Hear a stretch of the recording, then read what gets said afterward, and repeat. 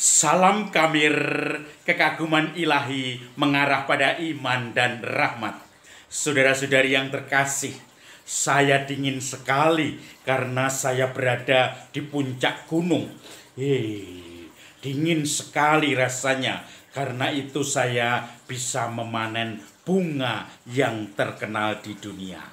Edelweiss, bunga keabadian, bunga yang gak pernah layu, bunga yang tidak perlu menyiram. Edelweiss, Edelweiss. Bunga yang menggambarkan hati orang yang ingin mendamba keabadian.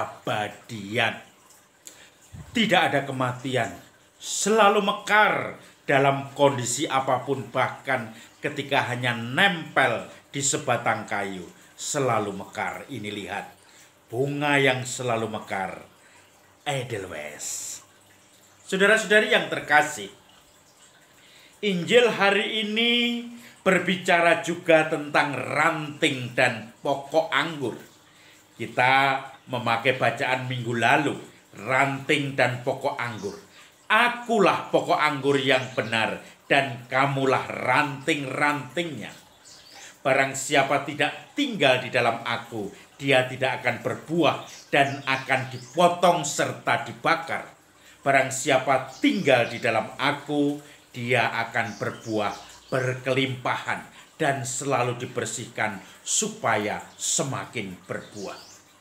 Kalau kamu tinggal dalam diriku, kamu sebagai ranting pokok anggur dan saya sebagai pokok anggurnya, maka kamu akan berbuah. Di luar aku, kamu tidak akan bisa berbuah, tidak bisa berbuat apa-apa. Dan ketahuilah, yang tinggal di dalam aku, kamu akan berbuah melimpah. Dan Bapa tinggal di dalam aku, kamu yang tinggal di dalam aku, maka kamu pun akan dicintai, dikasih Bapa.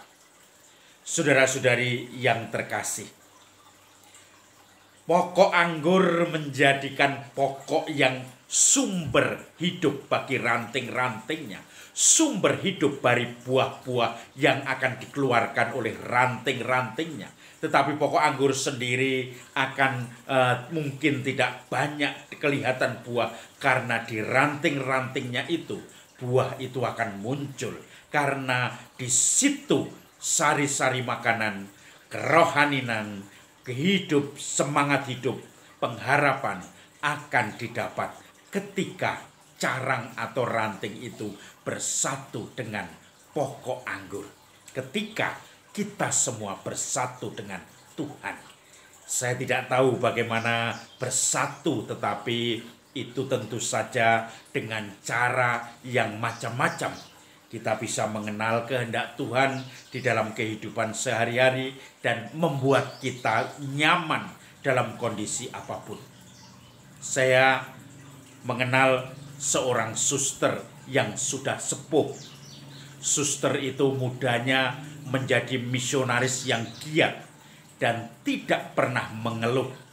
Apapun sakitnya secara fisik maupun sakitnya di dalam hatinya, tidak pernah mengeluh keluar. Saya tidak tahu di dalam buku hariannya, di dalam mungkin hatinya, tetapi dari luar tidak ada orang yang melihat dia mengeluh. Bahkan semakin sepuh, semakin pikun, dia juga tidak pernah mengeluh, hanya tersenyum.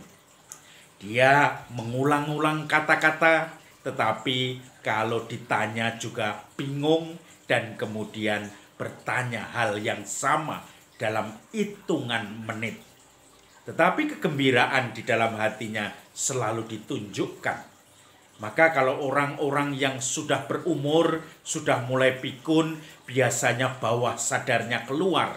Biasanya apa yang dipendam dalam hatinya itu menjadi keluar tanpa sadar. Ada yang jadi pemarah, ada yang jadi kemudian sedikit ungkapan-ungkapannya di luar dugaan, ungkapan yang dipendam sejak lama. Ada yang tiba-tiba menjadi orang seperti anak kecil yang minta ini itu, yang merepotkan orang lain.